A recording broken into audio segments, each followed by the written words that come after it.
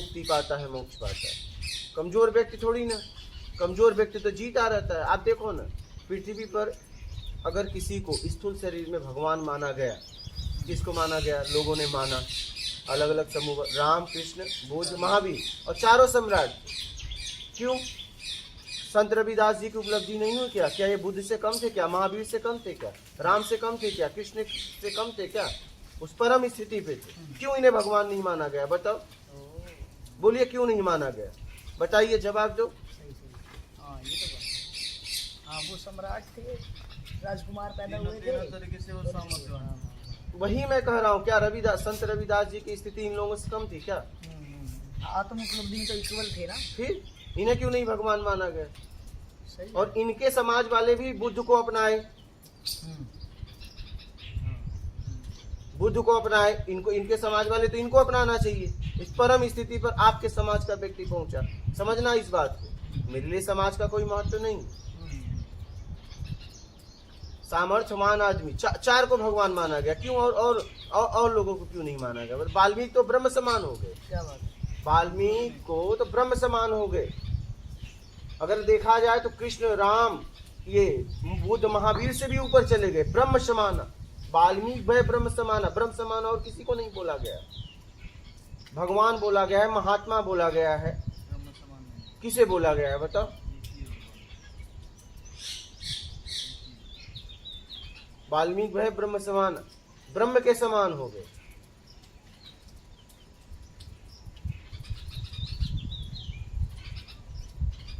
जिसकी शरण में राम को जाना पड़ा। समझना इस बात को। लेकिन वो सम्राट नहीं थे, डाकू थे, इसलिए उनका इतना प्रचार नहीं हुआ। राम से भी ऊपर थे, तभी तो उनके शरण में गए। समझना इस बात को। हम किसकी शरण लेते हैं? अपने से सामर्थ्यवान। हम कमजोर की शरण थोड़ी नहीं लेंगे। हर व्यक्ति, हर जीव अपने से सामर्थ्यवान की शरण लेता है, क्योंकि वही उसको उठा सकता है। तो राम ने किसकी शरण ली? वाल्मीकि। अब राम भगवान मान के पूजे जा रहे हैं, पूजनीय है, देखो कितने मंदिर है, लेकिन वाल्मीकि उनसे भी ऊपर है, लेकिन वाल्मीकि सम्राट नहीं। समझना इस बात को, इस पॉइंट को पकड़ लेना।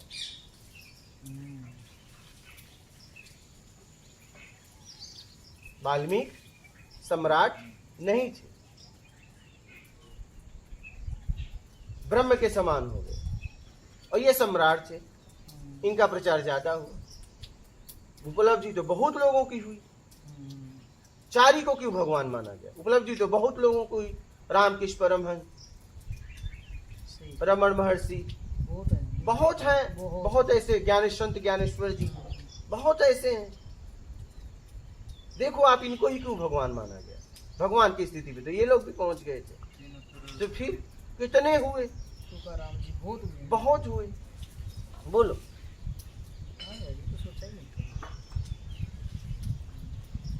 इसलिए ताकतवर बनो, सामर्थ्यवान बनो, धन से, तन से, ज्ञान से। इनका एक आश्रम ही रह गया बस, वो इतिहास के पन्नों पे रह तो गया। वही तो, पूजे नहीं जाते, मतलब है पूजनी नहीं। हाँ, आम आदमी की तरह, आम बंदा जैसे पूजता है, मंदिर इनके ढेरों सारे हैं, वही वैसे नहीं है। हाँ। इसलिए जीवन में अपनी ताकत को बढ़ाओ, अपनी समझ को विकसित करो। धन, तन, ज्ञान तीनों से बलवान बनो, तब जाके तुम मुक्ति और मोक्ष तक जाओगे।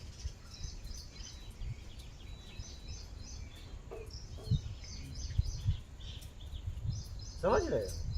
ईमानदारी के साथ। हाँ, बलवान मतलब बेईमानी से मत बना और पतन हो जाएगा। बलवान तो राक्षस भी हो गए, लेकिन उन्होंने अपना पतन कर लिया। नहीं, ईमानदारी, परोपकार के साथ सामर्थ्यवान बनना। क्योंकि ये चारों में ये था, सब में था। संत रविदास जी में था, उन्होंने भी समाज की सेवा की, सब में था, लेकिन चार को भगवान माना गया। समझना इस बात को।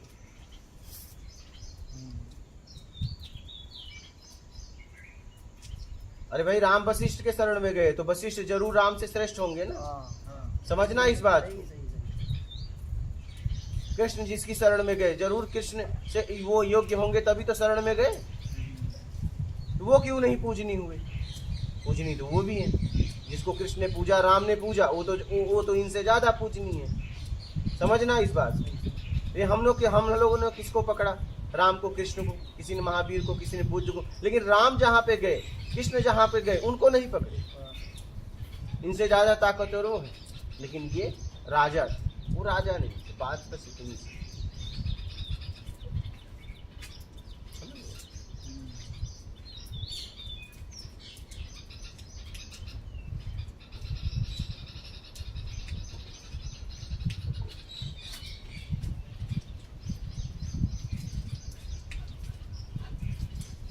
इसे समझो। इसलिए अपने आप को ईमानदारी, सत्कर्म से ऊपर उठाओ। मूल तक पहुंचना है तो समझ के जियो। हर क्षण, हर पल, कैसे उठते हो, कैसे बैठते हो, कैसे खाते हो, जब आप बात करते हो तो आपका टोन क्या है, लय क्या है, किससे बात कर रहे हो, क्या बताना चाहते हो, क्या जताना चाहते हो, भाव क्या है। हर चीज देखनी। हाँ, क्या वो सामने वाला जो समझ रहा है उसी भाव में आप बात कर रहे हो, पता चला अंदर से आपका भाव कुछ और है, सामने वाले को दर्शा कुछ और रहे हो, ये बेईमानी। क्या आपका अंदर वाला भाव बाहर समझ रहा है वही है? अगर ना समझो तो बता दो, भैया तुम्हारे प्रति मेरा ये भाव है, भ्रम में मत रहो, भ्रम में मत रहो। हम बता देते हैं, हम खुला बोल देते हैं, आपके प्रति मेरा ये भाव था, अब नहीं है, क्या करें बताओ? अब नहीं है तो क्या करूं?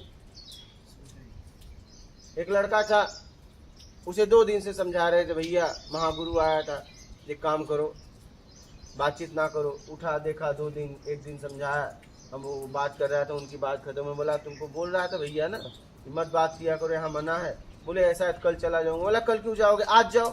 कल तक तुम्हें मैं कैसे देख पाऊंगा? हाँ, कल तक तुम्हें कैसे देख पाऊंगा? तुम्हारे प्रति मेरा प्रेम ही नहीं रहा, तुमने खत्म कर दिया। आज जाओ, अभी जाओ। बोले हाँ मैं अभी जा रहा हूं। गए, कल जाना है तो आज जाओ। 1 दिन तुम्हारे साथ हम नहीं जी पाएंगे, 1 दिन जीवन का हम नहीं बर्बाद करना चाहते तुम्हें देख के। और या तो तुम भी मुझे नहीं देख पाओगे ना, तुम्हें भी तो घुटन होगी ना। इसलिए अभी नर्मदे हर और चल अपने घर, निकल लो।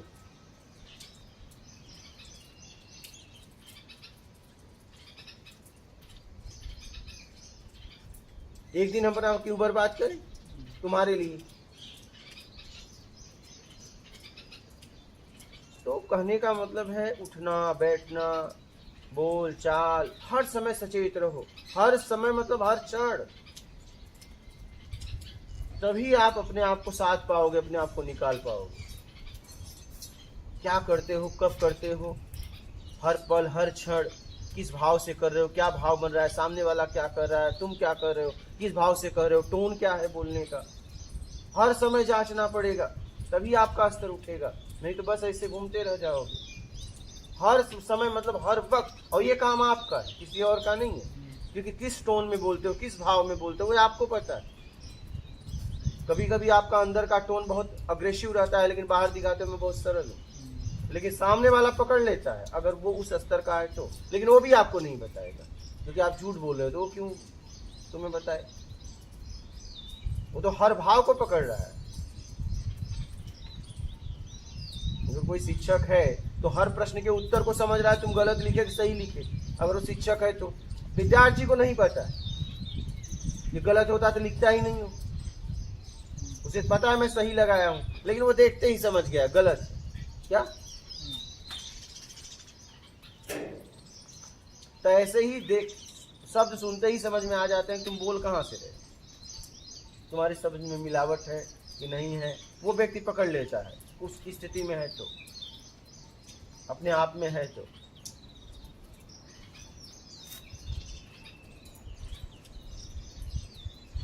आदि गुरु शंकराचार्य जब बताया जाता है, जब शरीर बदल के अपना शरीर छोड़ के राजा के शरीर में गए और उस स्त्री के साथ जब संबंध करने लगे तो स्त्री ने पकड़ लिया, शरीर तो वही है लेकिन तुम कौन हो, क्या? हाँ, बोली तुम्हारा हाव भाव ऐसा नहीं है, शरीर तो वही है लेकिन तुम कौन हो मुझे बताओ। और आदि गुरु शंकराचार्य जी को बताना पड़ा।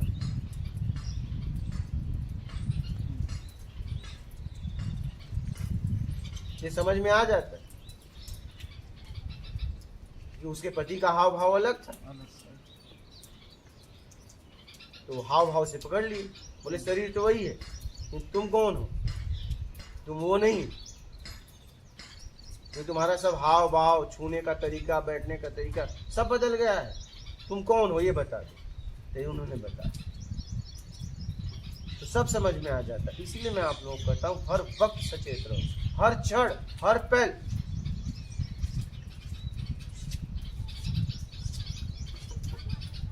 तभी जाके अपना उद्धार कर सकते हैं।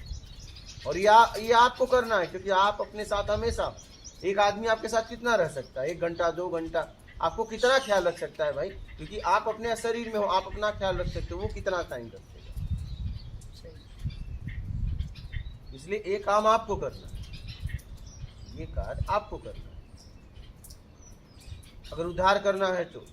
और नहीं तो फिर मस्ती से जीना है, कोई बात नहीं। एक क्षण भी बर्बाद नहीं करना, एक पल भी बर्बाद नहीं करना है। हर पल, हर क्षण में मुझे कुछ सीखना है। और अगर आप सचेत रहोगे तो हर क्षण, हर पल सिखा रहा है कुछ न कुछ। हर व्यक्ति सिखा रहा है, हर यहाँ पे सब, ये जितनी भी प्रकृति है पूरा सिखा रही है। ये विद्यालय, इसमें 2 तरह के लोग होते हैं, एक सीखने वाला, एक सिखाने वाला। अगर सीखने वाला है, सिखाने वाला है, तभी कल्याण होगा। पता चला वो सीखने सिखाने वाला दोनों बन के घूम रहे हैं, तो उसका कल्याण कभी नहीं होगा। और 2 की संख्या हमारे समाज में 80% से ज़्यादा है। ये जाते हैं सीखने और सिखाने की बात करने लगते हैं, और ये 2 का कल्याण नहीं होता, क्योंकि दोनों है क्या? हाँ, ये जाते हैं सीखने और वहाँ अपना गप मारने लगते हैं, और वो व्यक्ति सुनने लगता है, या तो भगा देता है। 2 स्थिति है, या तो सुनेगा या भगा देगा, क्योंकि तुम श्रोता तो रहे नहीं, अब सुनने की क्षमता तुम्हारी है नहीं, तुम तो बोलने लगे। या तो आपको अनदेखा करेगा, भाग जाओ, या तो फिर आपको चुप करा के समझाएगा, तब तुम आवेश में आके भागोगे तो पक्का। इसलिए पक्का कर लो, तुम 2 में से कौन, सीखने वाले या सिखाने वाले? तभी इस जगत में तुम्हारा कल्याण होगा। और तुम दोनों बन के घूम रहे हो तो कोई बात नहीं। 80% से ज़्यादा दोनों बन के वो जाएंगे सीखने और फिर सिखाने की बात करेंगे।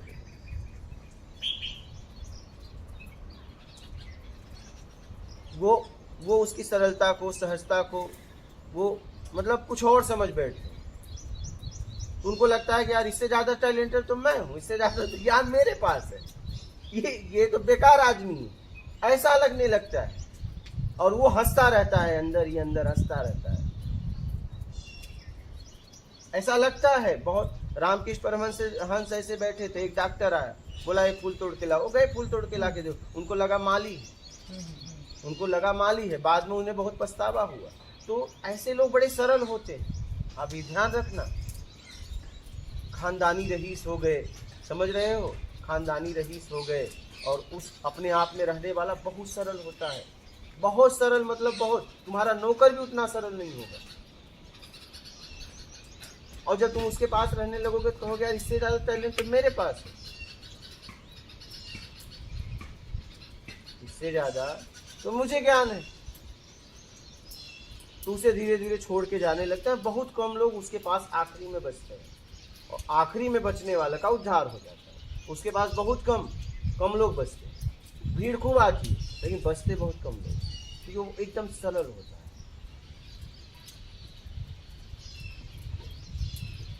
बचने की संख्या बहुत कम रह जाती है उसके पास,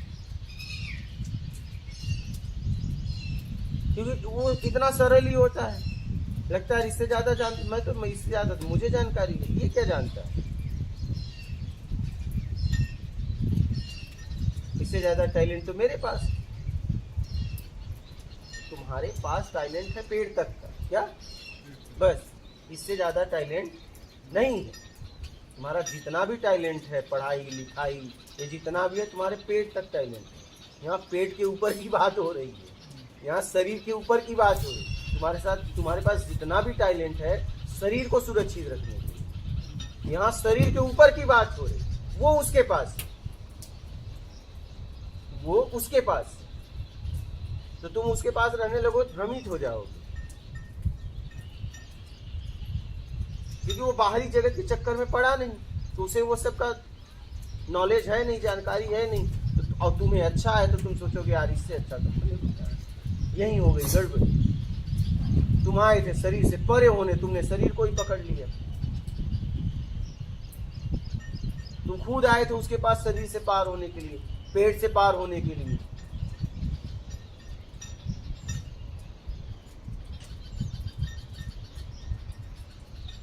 तो शब्द, दृश्य, गंध, रस, स्पर्श से मैं कैसे ऊपर उठ पाऊं, इसीलिए उसके पास आए थे ना।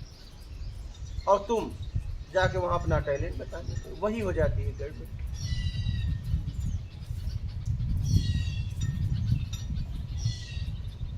तो ऐसे लोग बहुत सरल होते हैं, इसलिए इनके पास संख्या बहुत कम होती है। ये चालाक वगैरह नहीं होते हैं, ये अंदर से वही है, बाहर से भी वही।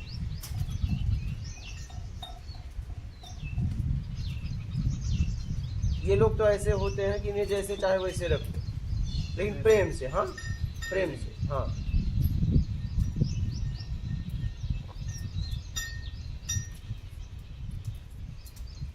ये पानी की तरह होते हैं, आप जिसमें चाहो उसमें समा लो। गिलास में डालो गिलास, लोटे में डालो लोटे, चम्मच में जमीन फेंक दो तो जमीन की, मतलब ये इनमें जरा सा भी ठोसपन नहीं रहता, पानी की तरह होते हैं। आत्मज्ञानी पुरुष पानी की तरह रहते, इन्हें कहीं भी डाल दो ना, ये कभी भी विरोध नहीं करेंगे, कभी भी ये विरोध नहीं करते। ये शरीर छोड़ने पे भी हंसते रहते हैं, ये कभी विरोध नहीं करते हैं। जहां ढलान पाए चले गए, ऊंच पाए वापस आ जाए। पानी की तरह इनका जीवन होता है, जिसमें चाहो उसमें समा लो। हाँ, जहाँ पे राग द्वेष वाले होंगे, अहम वाले होंगे, वहां से वापस आ जाते हैं। वो वापस नहीं आते हैं, आ ही जाता है। पानी थोड़ी ना वापस आ रहा है, ऊंचाई आई तो पानी वापस थोड़ी ना आ रहा है, आ ही जाएगा, ढलान की तरफ बहता है, उसका स्वभाव है ढलान की तरफ बहना। तो ऐसे ही आत्मज्ञानी पुरुष हमेशा जिज्ञासु के पास जाते हैं, मतलब जाते नहीं है, प्राकृतिक है। ऐसा नहीं को जिज्ञासु को ढूंढते हैं, नहीं। पानी क्या किसी मार ढूंढता है क्या? नहीं। अगर पानी को वहीं रोक दो तो वहीं वो खत्म होकर ऊपर चला जाएगा। वहीं अगर आप उसे नहीं बहाओ तो जहां है वहीं खत्म होकर चला जाएगा ऊपर। तो वैसे ही आत्मज्ञानी है, जिज्ञासु मिले तो भी ठीक है, नहीं मिले तो भी ठीक है, एक दिन शरीर छोड़ के निकल जाएंगे। वो खोजते नहीं। ढलान जहाँ ढलान मिलेगा, जहाँ जिज्ञासु मिलेंगे, उनको उनके बोलने लगो। विनम्र स्वभाव वाले जिज्ञासु। बात नर्म स्वभाव और विनम्र की नहीं है, बात जिज्ञासु की है। क्या आत्मिक कल्याण के लिए वो आगे बढ़ना चाहता है? क्या झुकना, मतलब जिसे झुकना आ गया। झुकना मतलब प्रेम में। हाँ, झुकना तो लालच में आदमी झुकता है, सबसे ज्यादा तो लालच में झुकता है, लोट पोट कर लेता है पूरा एकदम। सबसे ज्यादा अगर कोई झुकता है तो लाल, लेकिन वो शरीर से झुकता है, आत्मिक नहीं। जिज्ञासु आत्मिक, शरीर से नहीं। उसका झुकाव आत्मिक है, शरीर से नहीं होता। शरीर से उसको नाटक वटक नहीं आता है कि ला देखे साष्टांग प्रणाम करके लेट लो, ये सब उसे नहीं आता, क्योंकि वो शरीर से परे की यात्रा कर रहा है। तो शरीर के साथ नया नाटक क्यों करेगा? जितने लालची इनको लोट पोट करते खूब देखो, खूब ये गुरु के सामने एकदम लोट पोट करने लगते हैं, एकदम माथा एकदम घसीटने लगते हैं उसको प्रभावित करने के लिए। अगर गुरु है तो हंसने लगता है, और वो भी नौटंकी वाला गुरु है, वो भी अगर उसके अंदर भी पाखंड है तो वो आशीर्वाद देने लगता है, खुद उसे भी अच्छा लगता है, यार इतने लोग मेरे सामने झुक रहा है। और आत्मज्ञानी गुरु को कहेगा ये सब क्या कर, क्या जरूरत, लोट पोट कर रहे, बेमतलब का मट्टी लगा रहे, क्या जरूरत, क्या आवश्यकता है इसकी? लेकिन गुरु स्थिति में नहीं है तो कहे उसे बड़ी खुशी मिलेगी, यार हमारे सामने इतने लोट पोट कर रहे हैं, साष्टांग प्रणाम कर रहे हैं, दंडवत कर रहे हैं, मेरी जय कर रहे हैं, जयकारा लगा रहे हैं, फूल बरसा रहे हैं। आत्मज्ञानी कहेगा यार काहे को बर्बाद कर रहे हो, फूल जहाँ है वहाँ रहने दो ना, क्यों बर्बाद कर रहे हो इसे? उस पेड़ में ही रहने दो ना इसे, क्यों इसे अलग कर रहे हो? वो कहेगा और फूल लाओ, क्या? हाँ, बना हुआ गुरु कहेगा और फूल लाओ, और मालाएं लाओ, और पहनाओ उसे। आत्मज्ञानी कहेगा नहीं, इसे हटाओ, क्या जरूरत है, ये जहाँ था वहीं ठीक है, क्यों आप ऐसा इसके साथ कर रहे हो?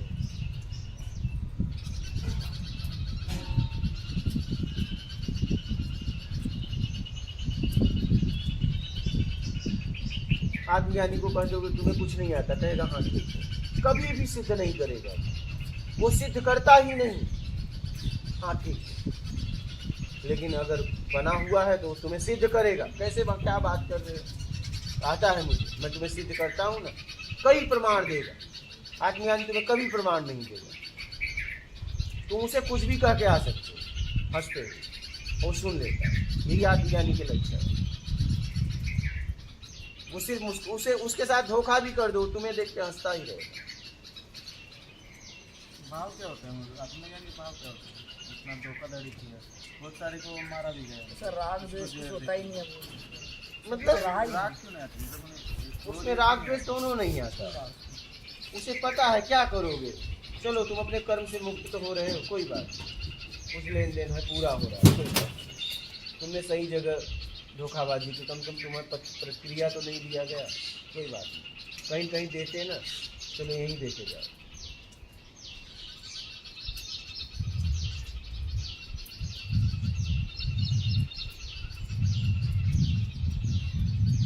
इसलिए हर वक्त हर पल सचेत रहो और ताकतवर। भगवान कौन है? भग मतलब योनि, मान मतलब चलाने वाला, जन्म मरण से अपने आप को छुटकारा दिला दे, वो भगवान है। भगवान एक पद है, ऐसा नहीं। आत्मा कैसे भगवान हो सकती है? अरे भाई, जैसे इस समाज में डॉक्टर, वकील, इंजीनियर, कलेक्टर, डीएम, ठीक है, ये जितने भी हैं, शिक्षक, प्रिंसिपल स्कूल में, एक पद है ना, क्या वो पद रहने वाले हैं क्या? वैसे ही भगवान एक पद है, जिसने अपने आप को इस भवसागर से छुड़ा लिया, वो भगवान है। मुख्यमंत्री, प्राइम मिनिस्टर, ये जितने हैं पद है, राष्ट्रपति, ये पद है ना। फिर वैसे ही भगवान एक पद है, जिसने अपने आप को इस भवसागर से अपने आप को छुड़ा लिया, वो भगवान हो।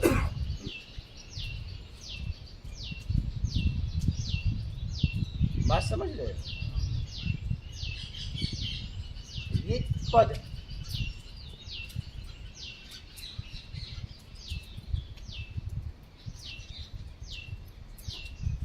और यहाँ कोई पूजनीय है, पूजवान कोई नहीं। क्या? हाँ, पूजवान एक ही है, ब्रह्म, कभी पूजा नहीं जा सकती। इसलिए सबका सम्मान करो, सबसे ज्ञान लो और आगे बढ़ो, किसी को पकड़ो मत। पकड़े तो गए, किसी को नहीं पकड़ना है। मतलब ब्रह्म कौन? पूजवान मतलब ब्रह्म कौन? वही तो पूजा ही नहीं जा सकता तो कौन का? कौन को पूजा जा सकता है? कौन पूजनी है? कौन से परे है? पूजनीय तो मेरे लिए जो भी मुझे मार्ग बता रहा है वो पूजनी, वो पूजनीय। पूजवान नहीं। पूजवान का मतलब उसे मुझे पकड़ लेना, आखिरी। वो आखिरी मतलब क्या शब्द है? क्यों आखिरी? उसको कोई भी दे दो, परमात्मा दे दो, ईश्वर दे दो, ब्रह्म दे दो। क्या मतलब जो जैसे आप बोल रहे हो, जो हम सुन रहे हैं, मतलब उसको एनर्जी बोल रहे हैं, क्या बोले? ये शब्द बोल रही ये तो शब्द के पीछे ऊर्जा है ना, उसको एनर्जी बोल रही है। हाँ, क्या बोल? ऊर्जा बोल सकते हैं। यानी मुसलमान अल्लाह बोलते हैं, हम उसको परमात्मा कोई भी हाँ, कुछ भी नाम दे दो ना। कोई वाटर कहता है, कोई नीर कहता है, कोई पानी कहता है, कोई जल कहता है, सबके पीछे एक ही तो है।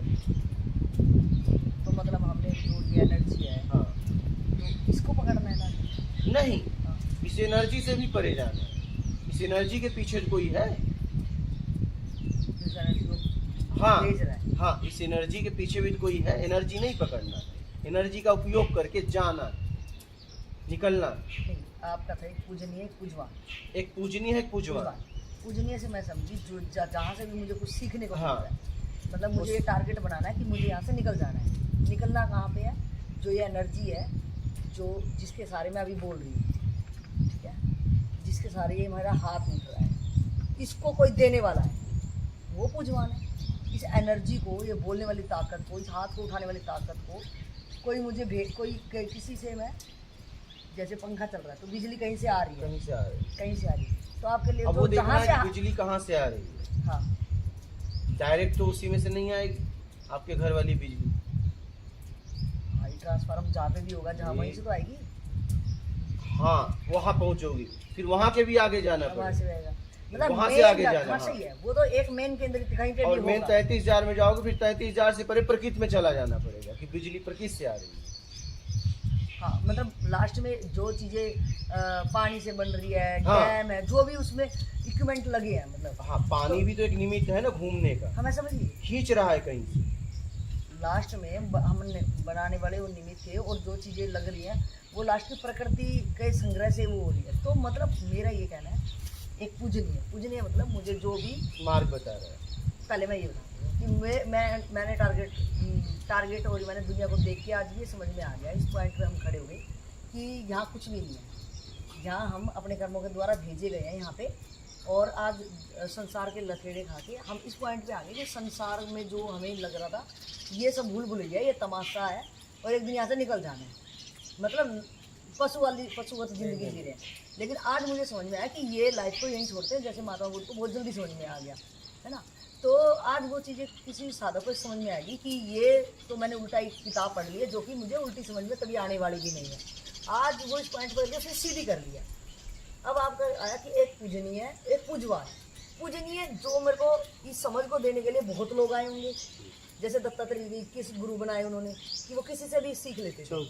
24 माने बनाए नहीं, 24 माने बनाए नहीं बनाए नहीं, वो तो अनलिमिटेड हो सकते हैं ना कि वो वैसा हाँ, तो बोल रहे हैं मछली मानना और बनाने में दोनों में फर्क है। नहीं, जहाँ मेरे को लग रहा है मानना मतलब अटकाओ कि मैं एक पॉइंट पे रुक गया, अगर मैंने नहीं, बनाना मतलब अटकाओ, हाँ बना मानना मतलब मान के निकल गया, हमने उससे ज्ञान लिया और निकल गया। बनाना और मानना उस साइंस में जहाँ पे मैं बोल रही हूँ उस शब्दों में ना पकड़ के, मतलब उन्होंने वो जो भी सामने आता है उसके अंदर जो अतिशय जो भी उसको ज्यादा गुणवत्ता दिखती है वो गुणवत्ता वो ग्रहण कर लेता है, उसका कहानी खत्म, उसे गुरु का उसका सम्मान देके निकल हाँ बस उसका शुक्रिया कि तेरे से मैं ये सीखा और वो अगले पॉइंट पे अगले स्टेप पे बढ़ जाता है।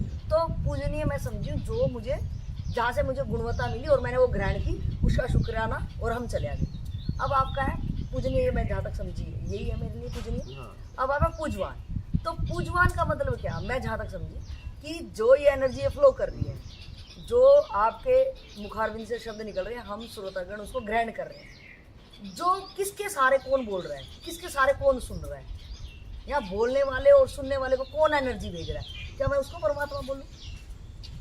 मुझे तो पहले कुछ नहीं चाहिए, मैं आना है, और जब मुझे कुछ नहीं चाहिए हम अभी कुछ नहीं बोल सकते, निर्णय नहीं ले सकते। जब हम वहाँ उस स्थिति में नहीं है तो उसके बारे में निर्णय क्यों लें? तो पूजवान को कैसे बोलोगे, डिफाइन कैसे करोगे ना, पूजवान कौन, पूजनीय तो समझ में आ गया। पूजवान कौन है में नहीं आता, अच्छा, कौन है से परे, तो पहले कौन है से परे जाओ। पूजवान कौन है में नहीं आता, तो कौन है से परे, पूजनी कौन है में आता है। मेरा ये कंफ्यूजन है यहाँ पे कि वो तो मुझे आ गया, मुझे वहाँ से अपने होम टाउन से मेरे को एमपी आना था, तो मैं थोड़ा रास्ता तय करके लास्ट में मुझे टारगेट पता है कि यहाँ पे आना है मुझे। तो माइंड में जब टारगेट बंदा लेके चलेगा कि वहाँ पहुँचना है तो वो पहुँचेगा ना, रास्ते में कितनी भी चीज़ है। हाँ, तो देखना तो कि ये टारगेट आखिरी है, ये देखना कि ये टारगेट आखिरी है, जहाँ आखिरी पहुँच जाओ उसके आगे कुछ नहीं है ना पीछे, खत्म, वो पूजवान, और उसे पूजा नहीं जा सकती। जहाँ सब संशय गिर जाएंगे, तो सब खुद क्वेश्चन भी नहीं करेंगे, सब खत्म।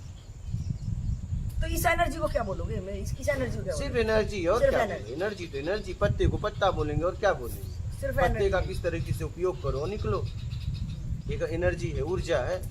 हाँ, वो लाइट कभी जाएगी कभी आएगी, हाँ। अपने से ऐसे हम शरीर लेंगे मरेंगे, हाँ, जिएंगे जब तक। उपयोग करो, जब निकलो, तक- कुछ नहीं चाहिए वही व्यक्ति मूल तक पहुंचेगा। क्या देख लो, पक्का कुछ नहीं चाहिए, ये देख पाओ तो देख लो, कुछ नहीं चाहिए वाला ही मूल तक पहुंचेगा, ये ध्यान रखना। यानी हमें वक्त पे ये देखना है कि वो मैंने जो लास्ट टारगेट माना था, मेरी वृत्ति उधर काम कर रही है कि प्रॉपर नहीं कर रही है, या मेरे को उलझाव आ गया नहीं। क्या मैं कुछ नहीं चाहिए और वो कुछ चाहिए, तो क्या कुछ चाहिए कुछ नहीं चाहिए तक पहुंचने के लिए, तब तो ठीक है। सही, समझना इस बात को, क्योंकि चाहिए जरूर, क्योंकि कुछ नहीं तक भी पहुंचने के लिए हाँ, कुछ तो चाहिए। साधन तो चाहिए तो ना। क्या कुछ चाहिए, क्या कुछ नहीं तक पहुंचने के लिए चाहिए, तब तो ठीक है। सही, पता चला कुछ चाहिए में ही अटक गए, सही, तब नहीं, तब अटक गए। हाँ, देखना ये है कि भोग से मुक्त होने के लिए भोग कर रहे हो, तब तो ठीक है। पता चला भोग को बढ़ाने के लिए भोग कर रहे हो, तब तो फंस गए। हाँ। और ये भाव का पता सिर्फ तुम्हें, दूसरे को नहीं। अगर मैं खाना भी खा रहा हूँ तो और ये गुरु स्थिति में है, उसे हो सकता है, तुम्हें नहीं। हाँ, उसे भी होता है, लेकिन वो बताएगा नहीं। अगर हम उससे पूछेंगे अपनी स्थिति तो हाँ, मार्गदर्शन करेंगे। वो दिखा देगा, मार्गदर्शन नहीं करेगा, वो आपको दिखा देगा आपकी पूरी तरह। तो क्या वो अपने से दिखा देंगे या हमें उनसे बोलना पड़ेगा? नहीं, आप उसके पास रहोगे, धीरे धीरे धीरे धीरे धीरे धीरे आपको वो आराम से स्थिति में ले जाएगा कि ये एक एक एक एक तुरंत आप बर्दाश्त नहीं कर पाओगे, क्योंकि आपने बहुत कुछ अपने आप को मान लिया वो मेरे पास है। और तुरंत अगर वो कह दे तो आप बर्दाश्त नहीं करो, हाँ, नहीं करो। वो फ्लो इतना भारी होगा कि मेरे हाँ। छूटना हाँ, आसान थोड़ी नहीं है। एकदम मेरा ही संग्रहित किया हुआ है ना वो। समय देना पड़ता है, समय देना पड़ता है, क्योंकि तुरंत कह दिया जाए तो आप मानोगे ही नहीं, नहीं, वो प्रेशर से मारेगा तो टूट ही जाएगी ना वो चीज़। आप मानोगे ही नहीं, कहोगे ऐसा थोड़ी ना है। नहीं सही, वो धीरे धीरे समझ पड़ेगी। वो धीरे धीरे उसके साथ रहोगे, उसके सत्संग सुनोगे तो धीरे धीरे धीरे धीरे तुम्हारा अस्तित्व तुम्हें समझ में आएगा। वो सीधा कह दे जाते ही कि तुम ये नहीं ये हो, कहोगे ये कैसी बात है, सही सही, ऐसा कैसे? भग हो जाएंगे वहाँ से। हाँ, तुरंत भाग जाओगे आप। इसलिए वो तुरंत नहीं बताता है, वो तुम्हें धीरे धीरे धीरे लेके जाता है। जैसे राधे श्याम गोयल पहली बार आए, यहीं मैं सोया, मैं बोला महाराज, वो वहाँ से उतरे, बोला महाराज मैं छुए नहीं, ये तुम्हारी जवाबदारी, मुझे पता है वो छुएंगे, और मैंने कहा ये छूना नहीं चाहिए मुझे, ठीक है। बिल्कुल पहली बार आई हो, पहली बार तो एकदम आपको देख के ही पता चल गया कि ऐसा तुरंत मैं उन्हें जांचना चाहता था उनकी स्थिति क्या है। तो मैं लेट गया, बोला महाराज छूना नहीं चाहिए, और अपने आप में हो गया। और वो मुझे आके ऐसे ही छूने आए, इन्होंने कहा कि अरे छूना नहीं। अरे बोले तुम्हें मालूम है क्या? मुझे भी मालूम है, मैं वीडियो देखता हूँ। अच्छा, तो वो दूर से ही खाट को छुए, ठीक है। अब वो खाट को छू के सब वहाँ बैठे हम कुछ देर बाद पूछे, हम के भैया इनको बिस्किट वगैरह दो इन लोगों को। फिर इसके बाद फिर कुछ लगभग 27 दिन कुछ लगभग इधर उधर रहे, लेकिन हमने उन्हें ये बात नहीं बताई। जब दूसरी बार आए और वो पूछे कि मेरे अंदर क्या कमी है, जब मैंने उनकी जिज्ञासा देखा तब उन्हें बैठाया और मैंने कहा तुम्हारे अंदर अहम, क्या ये बात मैं पहले दिन नहीं बोल सकता था, लेकिन उनकी समझने का स्तर ही नहीं था। पहले मुझे उन्हें उस लेवल पे लाना पड़ा, तब उन्होंने अहम भाव को समझा और अहम भाव को निकालने के लिए अब काम कर रहे हैं। तो ये तो मैं पहले दिन बोल देता उठ के, नहीं, पहले दिन बोल देता वो बर्दाश्त ही नहीं कर पाते, उनके अंदर वो क्षमता ही नहीं थी। पहले मैंने उनकी क्षमता को जागृत किया, सत्संग के द्वारा मेरे साथ रहे, और दूसरी बार आने पे बोला मैं, क्योंकि पहली बार में उनकी क्षमता हो ही नहीं पाई थी। आप पहले उसकी कैपेसिटी बढ़ाते हो धीरे धीरे। हाँ, अगर वो दूसरी बार नहीं आते तो मैं नहीं बोलता, मैं चाहता तो पहले दिन बोल देता, बड़ा आसान था, नहीं था क्या बराबर कि आप में अहम है, सही। और दिख भी रहा था, लेकिन पहले दिन में उनका स्तर गिर जाता। क्या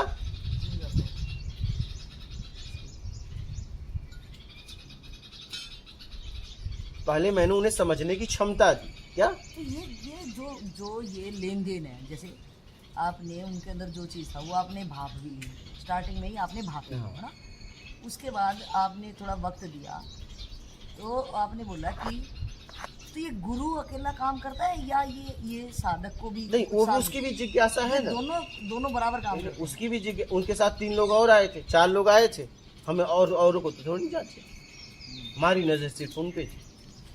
उसमें उनका कुछ लेवल था। हाँ, कुछ तो था तभी।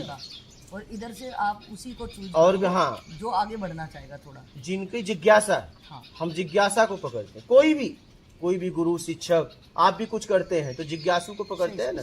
तो अगर कोई, हाँ, तो ये समझ में आ जाता है कि ये व्यक्ति जिज्ञासु है, तो उसके लिए वो मानसिक काम करता है, उसे पता भी नहीं रहता, उस आंखों से उसे देख के वो करता ही रहता है। पावर कहाँ से लेगा? सामने वाले को पता भी नहीं रहता, उसके लिए काम भी करता रहता है। जैसे कछुआ अंडा दे के चला जाता है और कई 100,000 किलोमीटर से सेता है उसको, ऐसे गुरु होता है। गुरु की नजर अगर एक बार पड़ गई और पूरे भाव से पड़ गई कि नहीं ये जिज्ञासु है, इसका कल्याण पक्का होना चाहिए, फिर आप दुनिया के कोई कोने में रहो ना, वो आपको साधता रहेगा। हाँ, जैसे कछुआ अंडे को साधता है, और जब वो फूटने वाला होता है तो वो आ जाता है। हाँ, जब वो फूटने वाला होता है तो वो कहीं भी रहता है, वो आ जाता है, हजारों किलोमीटर दूर से आ जाता है।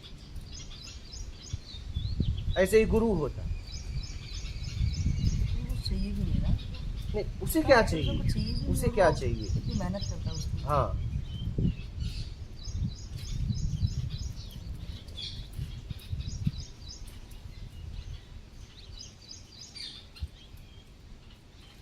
गुरु की नजर पड़ गई तो समझो कि कल्याण हो गया। नजर तुम्हारी गुरु पे पड़ी है, लेकिन गुरु का तुम्हारे ऊपर नजर पड़ा क्या, वो मायने रखता है। उसके लिए क्या करे फिर कोई बंदा? जिज्ञासु बात कि जिज्ञासा को कैसे बढ़ाए? जिज्ञासा मतलब क्या, पक्का आपको आत्मिक कल्याण चाहिए क्या, यही जिज्ञासा है। पक्का आपको करना पड़ेगा, नहीं मुझे इसके अलावा कुछ भी नहीं चाहिए, मुझे आत्मिक कल्याण ही करना है, मुझे इस भवसागर को पार ही करना है। वो जिज्ञासा देखता है। तुम नहीं बोलोगे तो भी वो समझ जाएगा, तुम्हें उसे बोलने की भी जरूरत नहीं है। ऐसा भी नहीं कि आपको उसे बोलना पड़ेगा। तो एक जिज्ञासा हो जाती है कि जोश में जो बंदा थोड़ा सा सफुरना हुई और उसने उसको वैराग्य आ गया। जो आम धार्मिक चीज़ों में कोई बंदा इन्वॉल्व होता है स्टार्टिंग में, कि उसको थोड़ी सी जिज्ञासा हुई या संसार से वो हार गया। बहुत तरीके से लोग आते हैं अध्यात्म की तरफ, जो अध्यात्म का इतना मतलब अध्यात्म के अंदर इतना सार नहीं रहा। मतलब अगर कहें तो बेजान जैसा है अध्यात्म को, अगर कहें या तो बहुत सुप्रीम बंदे ही समझ पाए इसको। हाँ। लेकिन भीड़ इतनी करोड़ों की जो आ जाती है, हाँ। वो मेरे ख्याल से जो हारे हुए बंदे हैं दुनिया के, चलो अभाव भाई, में कुभाव में हाँ मतलब थक इस गए टाइप के हैं। वो बंदे आते हैं। हाँ। अगर कोई बंदा एक इस रास्ते में चल ही पड़ा है, तो वो बना तो संसार उसके जो स्वभाव में वो संसार में रह के आया है, वहाँ भी उसका मोह है, बहुत सारी चीज़ें हैं। तो अभी वो पूरे वेग से चला है, बहुत चीज़ें देखिए पूरी वेग से चलती हैं, लेकिन कहीं ना कहीं ऐसे भटकाव आएंगे, बेचारा फिर अधोगति को वो उपलब्ध हो जाता है। ठीक है, उधर पूरा जोश के साथ चला था, ईमानदारी थी शुरू के चलने में, वो ईमानदारी, कोई वो भी नहीं था, उसको कुछ ना चाहिए की स्थिति में था कि इसके सिवाय मुझे कुछ नहीं चाहिए। लेकिन देखने में बहुत बार ऐसा है कि वो जिस भाव से चला था, आगे क्या क्या हालात ऐसी हो जाती है कि ऐसी नाजुक स्थिति होती है कि उसको फिर ना चाहते हुए भी अब वो दोबारा गिर जाता है। ऐसा नहीं होता। अच्छा, नहीं, फिर क्या होगा वहाँ पे? क्या उसके जोश में कमी आ गई या नहीं, वो कहीं न कहीं कुछ अभाव में कुभाव में चला था, स्वभाव में चला ही नहीं। स्वभाव में चलने वाला व्यक्ति कभी पलटता ही नहीं, या तो वो लक्ष्य तक पहुंचता है या तो वो मृत्यु आ जाती है, वो कभी मुड़ ही नहीं सकता। अगर उसका खुद का चैलेंज होगा खुद के साथ में, वो खुद समझ के निकला है तो, और उस परिस्थिति की वजह से निकला है, जब वो कहता है यार क्या करूं, समाज ऐसा ही है, वो लौट आता है, वो समाज को दोषी दे देता है। और सामर्थ्यवान व्यक्ति, स्वभाव वाला व्यक्ति कहता है किसी का दोष नहीं, दोष मेरा है। वो लक्ष्य तक पहुंचेगा या तो मर जाएगा, यात्रा में खत्म कर देगा अपने आप, लेकिन वापस नहीं जाएगा। वीर कभी वापस नहीं जाता। क्या? वीर कभी वापस नहीं जाता। वो अपने जिद को, अपने दायित्व को, कर्तव्य को, जिम्मेदारी को पूरा करता है, चाहे जैसे। ये तो फतेह फैला गया, वीर गति बस, प्राप्त बस, हो गया। बस। दो ही इस पे मैंने कविता एक सुनाई है, मुझे बहुत अच्छा लगा। बचपन से एक मुझे कुछ चीज़ें मतलब अपने आप ही याद हो गई। खड़ा हिमालय बता रहा है डरो ना आधी पानी में, खड़े रहो तुम अभिचल होकर सब संकट तूफानी में, डीगो न अपने प्रण से तुम सब कुछ पा सकते हो प्यारे, छू सकते हो नभ के तारे। खड़ा रहा जो अपने पथ पर, लाख मुसीबत आने पर भी मिली सफलता उसको जग में, जीने में या मर जाने में। हाँ, जीना तो फिर इसी का नाम है। यही तो ये व्यक्ति पार होता है। मतलब हमें टाइम पे अपने को जांचना है कि जिसने कहा कि नहीं क्या करूं मैं, जा नहीं पाया ऐसी परिस्थिति, वो चला ही नहीं था। हाँ, क्या? वो चला ही नहीं था। नहीं तो ये शब्द ही नहीं अंदर से उठते, नहीं वो चला ही नहीं था। अगर चला होता तो दो ही बात होती, या तो मंजिल या तो मौत, दो में से एक मिलता और दोनों में उसकी जीत होती, सही क्योंकि यात्रा में जाता, सही बात। वीर गति को प्राप्त होता। लौटा इसका मतलब चला नहीं था। तो टाइम बर्बादी कर रहा हाँ, था। हाँ, वो समय को काट रहा था। क्या? वो व्यक्ति समय को काट रहा था। अगर लौटा तो वो समय को काट रहा था, नहीं लौटेगा नहीं। उससे से तो वो गृहस्थ आदमी सही नहीं स्थित हो जाता कि अपने एक मंदिर गृहस्थ ही तो चलता है। गृहस्थ क्या अलग है और सन्यासी अलग है क्या? किसी माँ बाप का पैदा हुआ ही सन्यासी बनता है ना। आप इसे अलग, आप लोग अलग पता नहीं क्यों कर देते हो। अध्यात्म को, विज्ञान को, भौतिक को, गृहस्थ को, सन्यास। अरे गृहस्थ कहाँ से आया बताओ? वो भी तो किसी माँ बाप का बेटा है या बेटी है, अलग थोड़ी ना है वो। पता नहीं क्यों अलग करते हो आप लोग। नहीं, मैंने जो अलग करने का सेंस है वो ये है कि गृहस्थ मतलब उसने शादी वादी कर ली, बच्चों में लिप्त हो गया, उसके बाद वो छोड़ के उसने नहीं किया तो भी लिप्त है। हाँ, उसे वो ना करके लिप्त है। हाँ, उसने शादी नहीं की, भाई का लड़का खिला रहा है। हाँ हेमंत, हाँ कह रहा है ये मुझे बड़ा प्यार करता है, तो नहीं की तो नहीं की। बच्चे की इच्छा अंदर थी, भाई ने पूरा कर दी। बीवी की इच्छा नहीं थी क्या?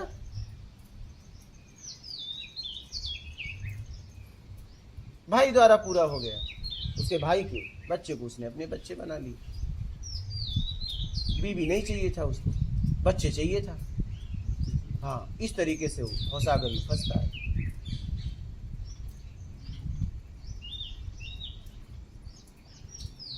किसी को बीवी चाहिए तो बच्चे नहीं चाहिए। हाँ? बड़ा सूक्ष्म है ये, हाँ। मतलब देख नहीं पाते कहाँ फंस रहे हैं, क्या करना चाहिए क्या।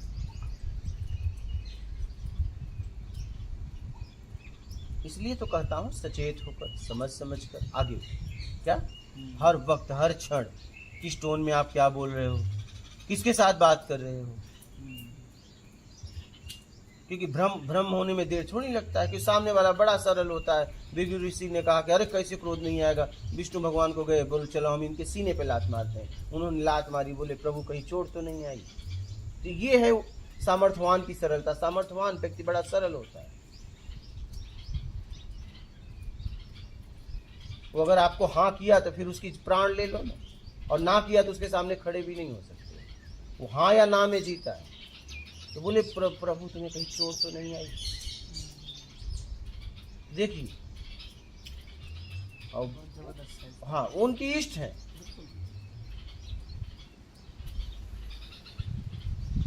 तो हम भ्रमित हो जाते हैं। क्या भ्रमित हो जाते हैं? क्या इससे अच्छा तो जानकारी मेरे पास है तुम्हारे पास पेट तक के। क्या इससे ज्यादा नहीं। और यहाँ पेट से निकलने के लिए आए, शरीर तक, शरीर का पालन पोषण, भरण पोषण, इसको स्वस्थ कैसे रखा जाए, इतनी जानकारी तुम्हारे पास है। लेकिन ये शरीर क्या रहेगा? तुम कितना भी कर लो, कुछ भी ये शरीर को कर लो, क्या शरीर रहेगा? ठीक है, इसको इतनी सुरक्षित रखो जिसमें इस साधन का उपयोग कर लो परम साध्य तक पहुंचने। लेकिन इससे ज्यादा इसके चक्कर में मत पाओ। इसको स्वस्थ रखना जरूरी है, क्योंकि ये साधन के द्वारा उस परम साध्य तक पहुंचा जा सकता है। ठीक है, इस साधन को सुरक्षित रखो। लेकिन अब इसके मोह में इतना मत पड़ जाओ कि ये काया के चक्कर में, कि काया के चक्कर में माया में फंस गए और सोच रहे हो नहीं इसको सुरक्षित रखना है। नहीं, इसका उपयोग कर, इसका उपयोग कर। इसको सुरक्षित नहीं रखना है, असुरक्षित भी नहीं रखना है। इसका उपयोग करना है उचित तरीके से। तो जानकारी खूब है, इसीलिए तो लोग आत्मज्ञानियों के पास भीड़ खूब आ जाती है, लेकिन लौट आती है। लोग कहते हैं यार इससे ज्यादा तो मैं जानता हूँ, इसको क्या मालूम है? मालूम है तुम्हें, सही बात है।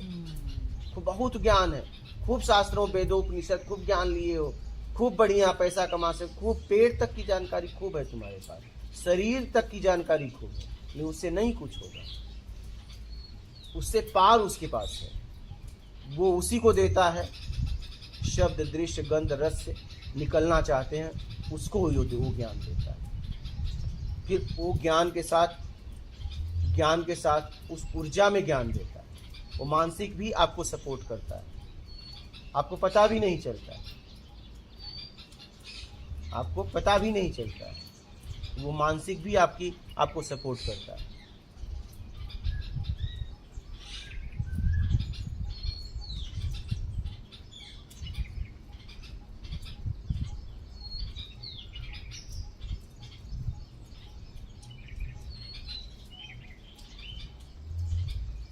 इसलिए समझकर सूझबूझ के साथ यात्रा करें। सर वो मानसिक करता है, हमारी सुरक्षा करता है और हमें अंदर से सॉलिड बना के मतलब उस स्थिति को थोड़ा सा मतलब एक जिज्ञासा काम कर रही है, मेरी जिज्ञासा काम कर रही है, इधर जहाँ आप कमजोर पड़ोगे वहाँ वो पकड़ लेगा। हाँ, जहाँ आप कमजोर पड़ोगे और आपकी मेहनत देखेगा कि नहीं, आप मेहनत कर रहे हो, या तो प्रत्यक्ष आएगा या तो अप्रत्यक्ष रूप से आपकी सहायता कर देगा। क्योंकि उसके शब्द आपके पास है ना, तो आप उन शब्दों का तुरंत प्रयोग करोगे। उस शब्द के पीछे वो है। जैसे हर चेक के पीछे एक आदमी होता है। क्या? जब आप अपने बैंक में डालते हो तो उसी के बैंक में रिटर्न जाता है।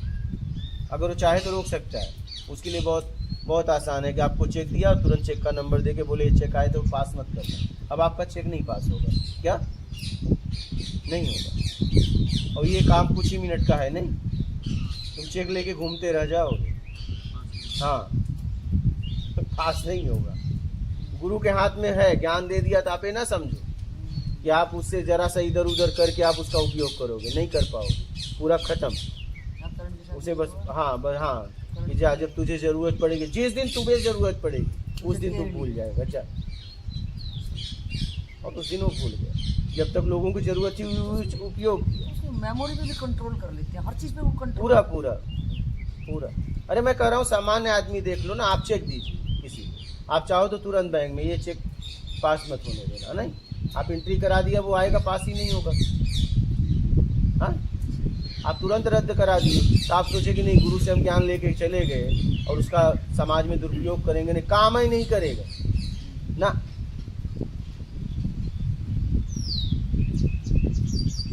गुरु अगर देता है तो उसको खत्म भी करने की क्षमता उसमें रहती है।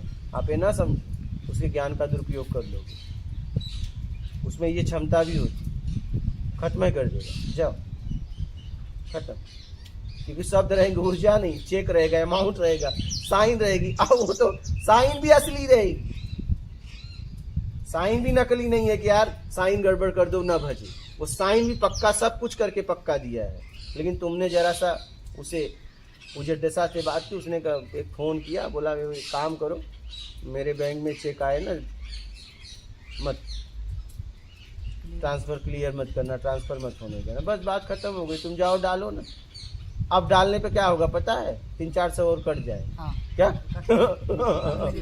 इसलिए कभी भी जिंदगी में अगर आपको कोई सहायता करता है तो उसके साथ धोखा मत करना, और माइनस में चले जाओगे।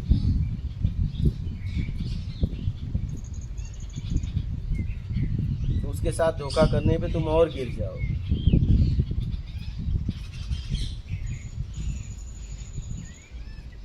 उसके हाथ में तो है पावर, पूरी तरीके से गिरेगा। फिर उसके हाथ में ही तो, और उसे ज्यादा मेहनत भी नहीं करना है। क्या? बस एक फोन करके बोलना है या जाके ब्रांच में बोल देना है, और ज्यादा नहीं उसको मेहनत करना है। और तुम लेके घूमते रहो।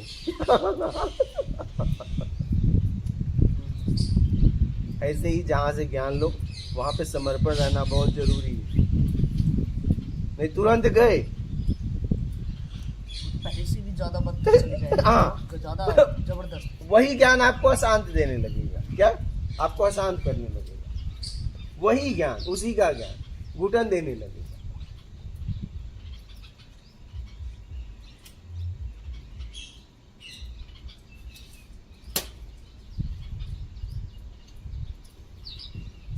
इसलिए सूझबूझ के साथ आगे बढ़ो।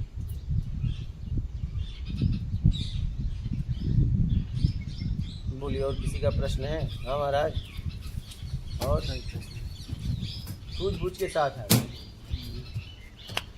सचेत रहो। सूझबूझ और सचेत मतलब यही, जो टारगेट लेके चले हैं इधर उधर तो नहीं हो रहा है, अपना दिमाग बुद्धि को तर्क लेके इधर उधर तो नहीं कर रही, यही सचेत। सूझबूझ मतलब कोई कुछ कर रहा है तो मत मान लो, पहले आप अपनी समझ से समझो। यही है सूझ, अपनी समझ से समझना सूझबूझ। और बस किसी की बात हाँ वो कहा हाँ नहीं, पहले समझो क्या वो कह रहा है उचित है कि अनुचित है, ये आपको नीचे गिराएगा कि ऊपर उठाएगा, क्या वो कह रहा है पक्का सही है, प्रत्यक्ष है कि नहीं है। सूझबूझ के साथ किसी ने किसी के बारे में कहा तो पूरी तरह जांचो। क्या? पूरी तरह जांच करो।